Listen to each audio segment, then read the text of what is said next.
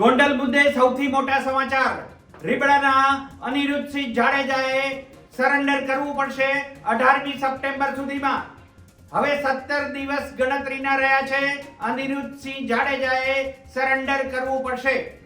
આપને જણાવી દઈએ કે 1987-88 માં જ્યારે ધ્વજવંદનના દિવસે ગોંડલની સંગ્રામસિંહજી હાઈસ્કૂલમાં ધારાસભ્ય પોપટ લાખા સોરઠિયાને માથામાં ગોળી મારી તેમની સરાહ જાહેર નિર્મમ હત્યા કરવામાં આવી હતી. આ કેસમાં પોપટ લાખાના ભત્રીજાએ પિટિશન કરી હતી કે કેવી રીતે અનિરુદ્ધસિંહને જેલમાંથી છોડવામાં આવ્યા હતા.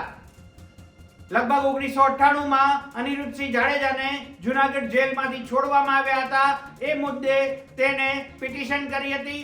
ગુજરાત હાઈકોર્ટે અનિરુદ્ધસિંહ જાડેજાને હાજર થવા હુકમ કર્યો હતો, સરેન્ડર કરવા હુકમ કર્યો હતો.